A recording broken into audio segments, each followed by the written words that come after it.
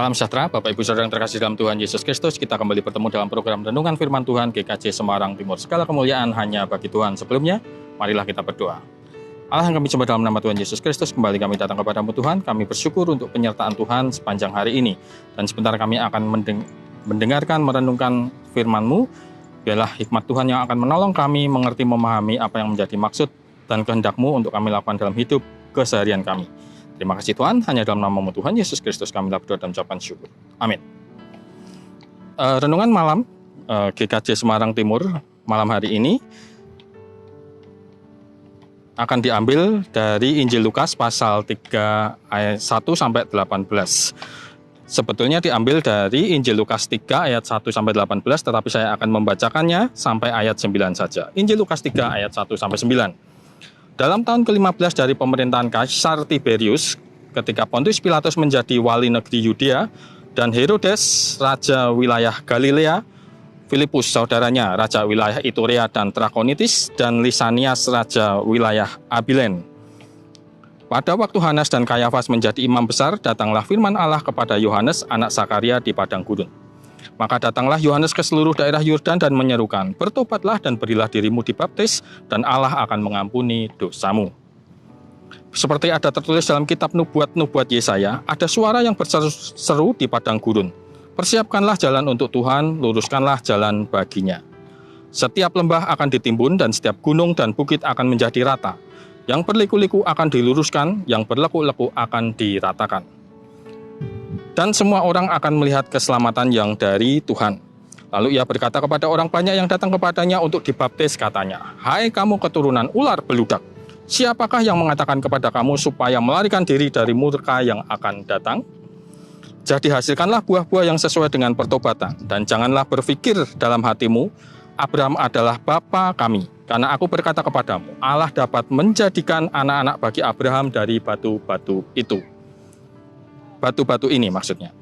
Kapak sudah tersedia pada akar pohon, dan setiap pohon yang tidak menghasilkan buah yang baik akan ditebang dan dibuang ke dalam api. Demikian firman Tuhan. Saudara yang terkasih dalam Tuhan Yesus Kristus, kita mengenal Yohanes Pembaptis sebagai pembuka jalan bagi kedatangan Tuhan. Pembuka jalan bagi Sang Mesias. Hal ini dituliskan di ayat sebelumnya, yaitu di ayat 4. Seperti ada tertulis dalam kitab nubuat Yesaya, ada suara yang berseru-seru di padang gurun, persiapkanlah jalan untuk Tuhan, luruskanlah jalan baginya. Jadi Yohanes Pembaptis sebagai pembuka jalan Tuhan ini sudah jauh-jauh hari dinubuatkan oleh Nabi Yesaya. Lantas apa yang dimaksud dengan pembuka jalan itu sendiri?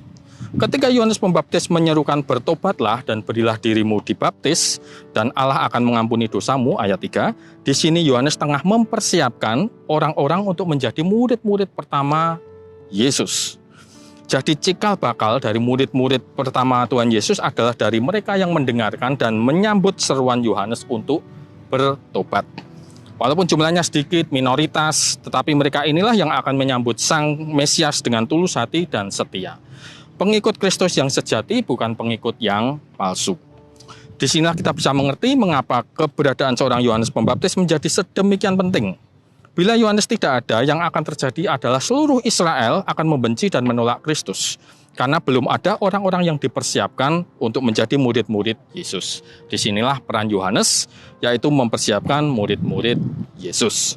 Dipersiapkan untuk menjadi murid Yesus, bukan menjadi pengikutnya sendiri. Ya, dalam hal ini, kita bisa melihat Yohanes sebagai hamba Tuhan yang sejati. Dia setia mengerjakan pelayanannya untuk mencari pengikut bagi Kristus dan memberikan pengaruh kepada banyak orang untuk mengikuti Kristus saja. Ia tidak sibuk mencari pengikut dan mempengaruhi orang untuk menjadi pengikutnya. Inilah hamba Tuhan yang sejati. Ia, Yesus, harus makin besar, tetapi aku harus makin kecil. Yohanes 3 ayat 30. Karenanya Yohanes Pembaptis juga mengatakan, tetapi ia yang lebih berkuasa daripadaku akan datang, dan membuka tali kasutnya pun aku tidak layak. Ayat 16. Seolah Yohanes hendak berpesan, ikutlah dia, bukan aku. Ikutlah dia, bukan aku. Ya, dia, Yesus, yang lebih berkuasa, membuka tali kasutnya pun aku tidak layak. Sekalipun demikian, sekalipun murid-murid Yesus sudah dipersiapkan oleh Yohanes, tetap saja ada yang membenci dan ingin membunuh Yesus, yaitu orang-orang Farisi dan ahli-ahli Taurat.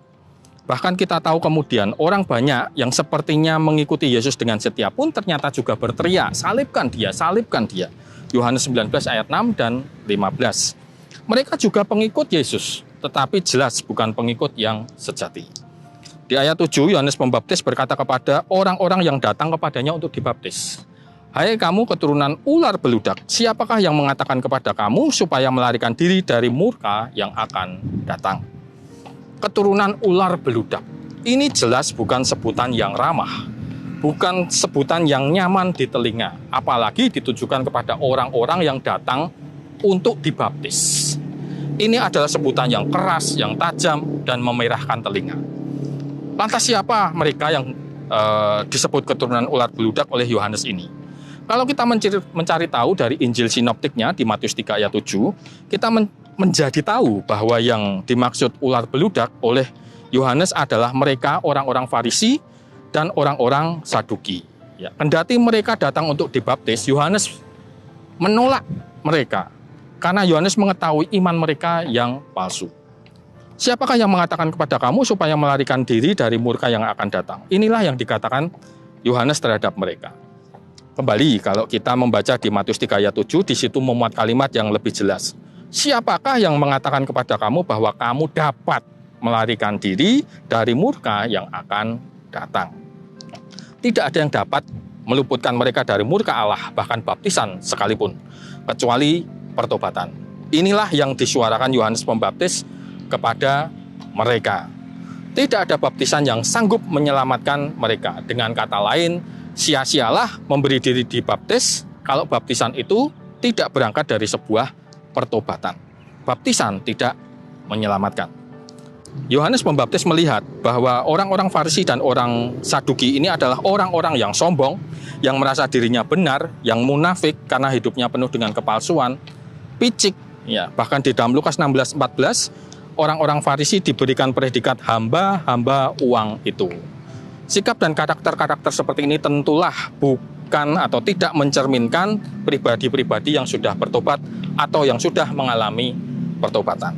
Inilah yang membuat Yohanes Pembaptis menyebut mereka sebagai keturunan ular beludak dan menolak membaptis mereka. Baptisan toh tidak akan menyelamatkan mereka, tidak akan meluputkan mereka dari murka Allah. Lantas apakah itu berarti orang-orang Farisi dan Saduki tidak bisa masuk ke dalam kerajaan Allah?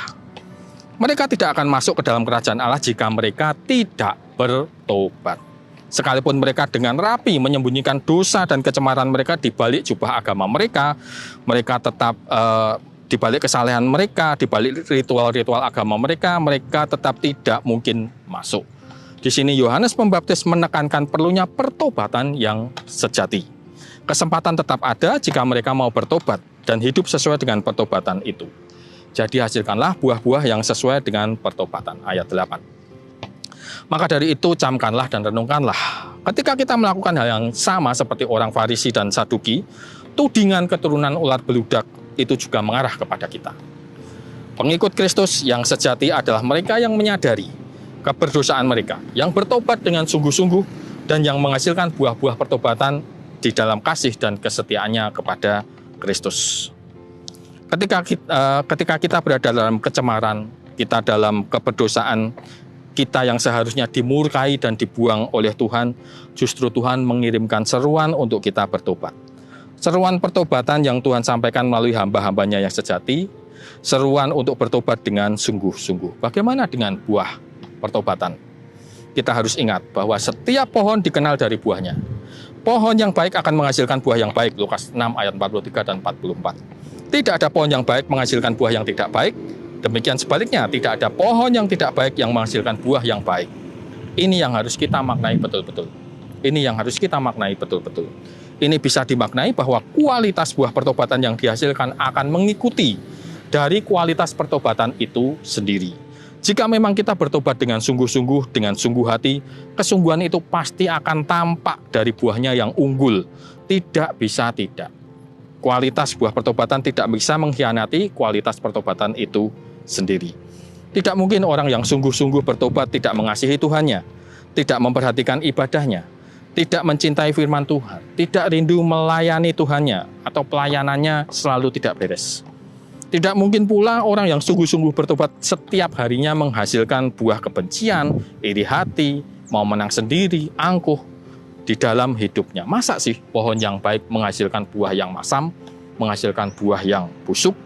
Ya, ketika manusia mengatakan saya sudah bertobat dengan sungguh-sungguh, tetapi hidup kesehariannya tidak menunjukkan itu, sangat mungkin pertobatan itu adalah pertobatan yang palsu atau menurut pengakuan di bibirnya semata. Pertobatan semu. Ya, mungkin pertobatan semu itu bisa dibungkus, ditutupi dengan berbagai perbuatan baik sebagai bentuk kamuflase, sebagai bentuk polesan kosmetik semata. Di sini orang lain mungkin bisa dikelabuhi. Tetapi bagaimana dengan Tuhan? Bagaimana bisakah manusia mengelabui Tuhan? Jawabannya adalah mustahil. Yohanes Pembaptis itu bukan Tuhan, tetapi dia bisa mendeteksi kepalsuan dalam diri orang-orang Farisi dan Saduki. Kalau Yohanes Pembaptis saja bisa mendeteksi, apalagi Tuhan yang mengenal kita ciptaannya dengan sangat baik, yang mengetahui isi hati kita sampai jauh di kedalaman hati kita. Kapak sudah tersedia pada akar pohon, dan setiap pohon yang tidak menghasilkan buah yang baik akan ditebang dan dibuang ke dalam api. Ini seharusnya menjadi peringatan bagi kita. Marilah kita kembali pada pertobatan yang sungguh-sungguh, bukan pertobatan yang main-main. Pertobatan yang nantinya akan menghasilkan buah yang nyata, buah yang bisa dinikmati orang lain. Buah yang nyata, buah yang alami. Alami artinya natural. Natural artinya bukan dibuat-buat, bukan yang munculnya dipaksakan. Bukan pula buah yang palsu. Buah yang palsu mungkin akan mendatangkan pujian dari manusia karena indah tampak luarnya. Tetapi pasti tidak akan memperoleh pujian dari Tuhan karena pasti bukan itu yang dikehendaki oleh Tuhan. Pertobatan yang sungguh-sungguh itulah yang dikehendaki Tuhan. Buah yang alami yang muncul dari sebuah pertobatan yang sungguh-sungguh itulah yang dikehendaki Tuhan. Selamat menghayati masa Advent dan selamat menyongsong kedatangan Tuhan dengan pertobatan yang sejati dan menghasilkan buah-buah pertobatan itu. Amin.